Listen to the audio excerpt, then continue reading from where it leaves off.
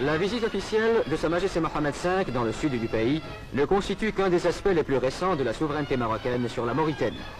Ce vaste territoire d'1 million de kilomètres carrés est peuplé d'1 million d'habitants. Soucieuse de défendre ses propres intérêts, la France s'est empressée, au lendemain de l'indépendance, de constituer une république islamique de Mauritanie détachée de la souveraineté marocaine, sous la conduite d'un pseudo-gouvernement.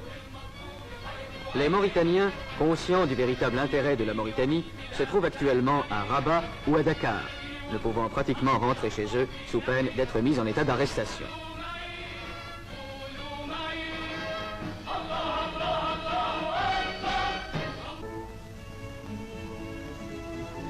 Le gouvernement leur a confié des postes importants. M. Fall Ould Omer, émir du Trarza, a été nommé ministre d'État.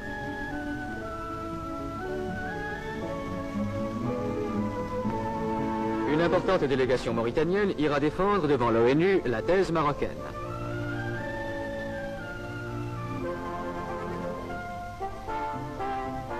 Des missions d'amitié et de bonne volonté vont partir pour l'étranger afin d'entretenir les gouvernements des différents pays du problème mauritanien.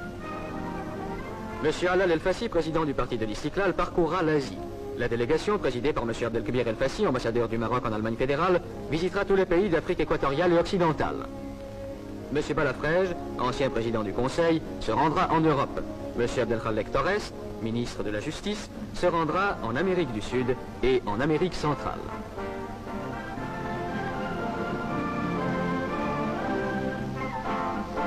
En 1905, M. Mohamed Hassan Ben Yaïch, actuellement chambellan de Sa Majesté le Roi, remettait au nom du souverain du Maroc leur daïr de nomination au gouverneur des provinces mauritaniennes, inquiétés par une agression armée des troupes françaises.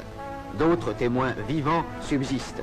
Des documents diplomatiques irréfutables ont été réunis qui attestent la souveraineté marocaine sur les territoires sahariens. Le problème des frontières sur lequel le gouvernement de Sa Majesté n'a cessé de revenir depuis l'indépendance doit être réglé dans le sens de l'équité. La côte atlantique marocaine s'étend de Tanger à Saint-Louis du Sénégal. La Mauritanie tout entière fait partie intégrante du territoire marocain.